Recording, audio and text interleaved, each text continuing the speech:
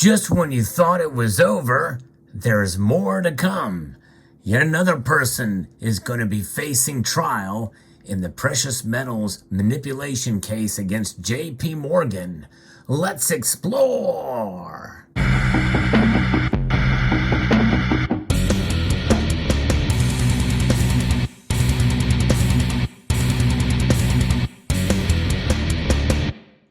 Greetings, members one and all of the Salivation Nation.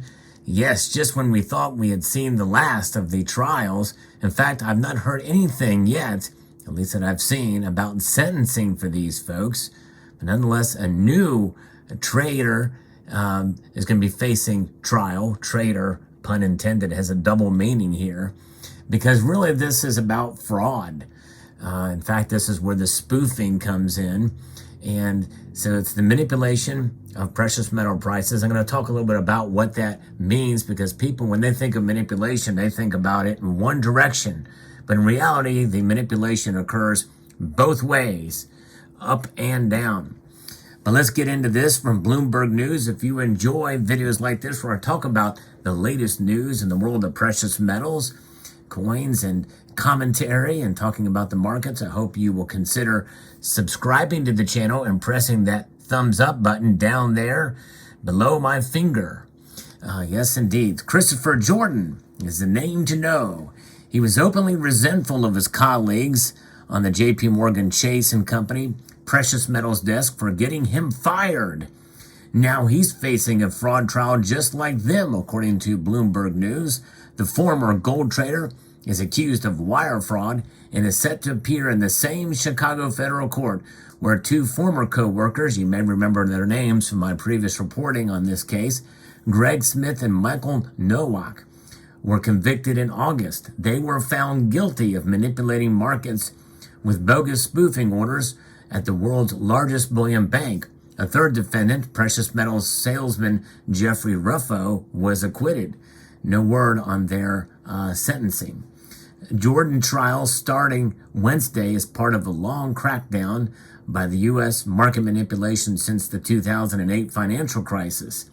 JP Morgan, the largest U.S. bank, agreed to pay $920 million in 2020 to settle Justice Department spoofing allegations, by far the biggest fine by any financial institution. And I will say that according to a previous report, I talked about that in a video, some were saying, and myself included, that that's probably chump change for JP Morgan. And for the entire institution, it probably is. But for that department, that's a pretty big, hefty fine. However, no fine, I think, is big enough for what they've done. And there ought to be jail time and personal results from this. And they need to be charged individually and personally and as well. And that's what I think ought to happen. They need jail time. There's no real justice in my mind until there's jail time.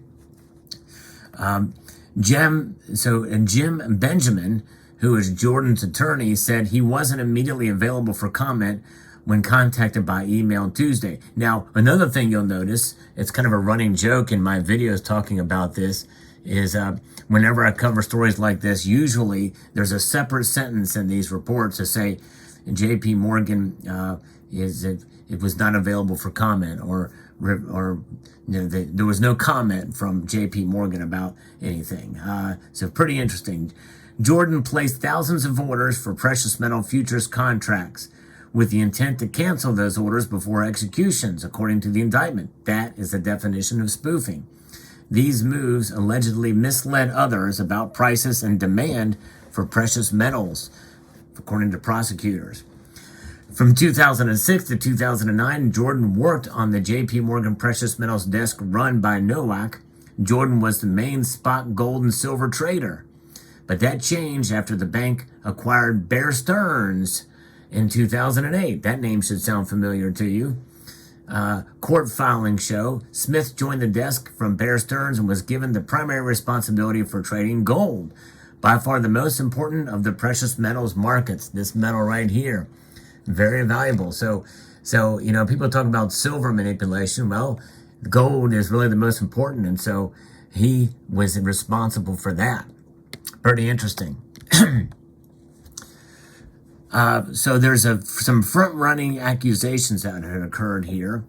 Jordan was instructed not to trade gold, especially when Smith was in the market, and was relegated to the less important job of trading silver. Less important. So silver, this metal here, is not as important, since silver not important. So we'll go ahead and degrade him to the silver status. The second place for silver. Oh my. That's what prosecutors said. Jordan told colleagues he resented the demotion and he continued to trade gold anyway, court records show. Of course, many people in this community feel like that's where all the manipulation is happening, most of it. But it just goes to show you that there's bigger money, I guess, trading in gold rather than silver. But I digress. Smith later accused Jordan of front-running a silver order ahead of a client's gold order. And so that's what had happened there.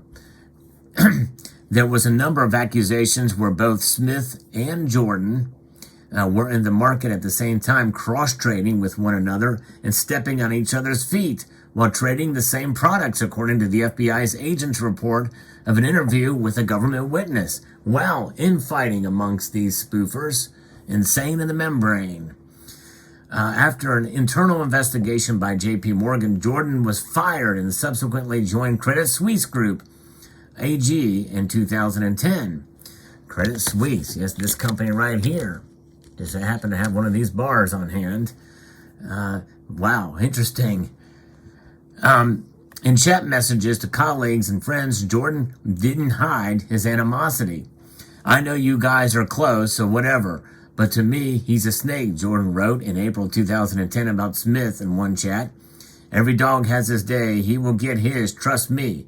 Caught him red-handed accusing me of front-running blah, but that's how the whole thing went down. But trust me, he better stay far away from me, and Ruffo too, for that matter, Jordan wrote. In another chat, he wrote, Smith is the worst, worse than the old days. Seriously, felt ill sitting near him. I felt dirty. It just goes to show you how this stuff has been so rampant for so long for these folks. Crazy. Nowak and Smith, who have yet to be sentenced, were convicted of fraud, spoofing, and market manipulation. They were acquitted of violating the Racketeer, Influenced, and Corrupt Organizations Act, also known as a RICO statute, prompting prosecutors to drop the charges against Jordan. He now faces a single charge of wire fraud affecting a financial institution, which carries a 30-year maximum penalty if convicted. Now, it doesn't say what that 30-year maximum penalty is. Is it jail? Is it house arrest? What could it be? Jordan is being tried separately for his alleged spoofing in precious metal markets after a judge determined in April that certain COVID protocols would prevent the court from hosting a trial with more than 3 defendants. Even now, everybody's still afraid of the old COVID. But nonetheless, there it is. Fascinating information here, and we will see if I find out. I like to keep up with these things, with manipulation and precious metals. And for those of you who know my history, I've questioned certain aspects of manipulation, and I'll clarify my stance here, because manipulation has been proven time and time again, as seen here, although we've not seen examples of it after 2016. I've seen no cases of manipulation or spoofing or anything like that that have been found, at least, after 2016. But however, the stuff that's happened before then has probably been happening for quite a while. And it's about personal profit. It is about making money for either the bank or each other. And apparently there was a rivalry here that we just outlined. And that is where it is. So how do you do that? How do you make money off of it? Well, it's spoofs. You spoof orders in up or down to manipulate the price up or down. They could give 2 craps about where it goes, whether it goes up or down, as long as they make their money. Do they really care about precious metals? No. They care about profit and making money for themselves in an unethical and illegal way in this case. And that's really what it's about.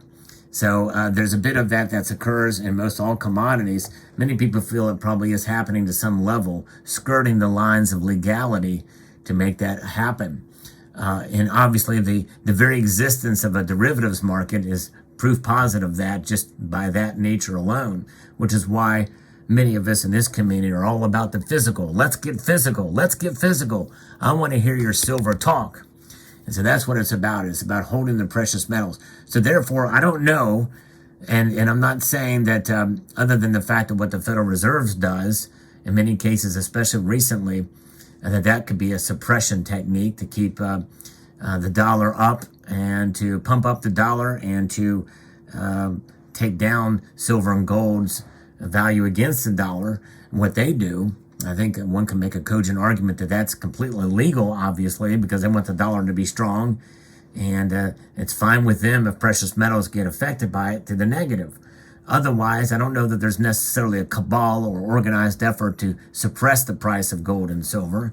But I'm certainly open-minded to some of that. And some have brought some pretty good arguments about some of these massive, high-frequency trades that occur at all hours of the night to one direction. But is it happening in the other direction too? Perhaps so. And I think that is really what needs to be investigated by the CTFC. But we'll see if they actually do it. And I do believe it probably ought to be regulated, at least at that level, to make sure there's nothing fishy going on. Otherwise, let the market determine what the prices are for these metals. So there you have it. Thought I'd bring that news to you. Something I do like to keep up with, the latest news with this trial in particular, but anything regarding precious metals crimes in general. And I'm not going to put this in that playlist, but I do have one of precious metal crimes where I actually steal actual physical metals, whereas here it's related to the pricing and the markets. But nonetheless, I think just goes to show us that you cannot manipulate the physical. Once it's in your hands, we understand its value, and its value transcends the price, no matter how it's shaped, how it shifts, how it's suppressed, or how it's regressed, or how it's pumped up. We know that in the end, gold and silver will preserve our wealth. So we will stand on that confidence, knowing that we're doing the right thing by holding precious metals. I hope you found this video insightful. I'd like to extend a multitude, and that means a lot, of gratitude to all of you for taking the time to watch this video, and to encourage you to please rate, share, comment, and subscribe.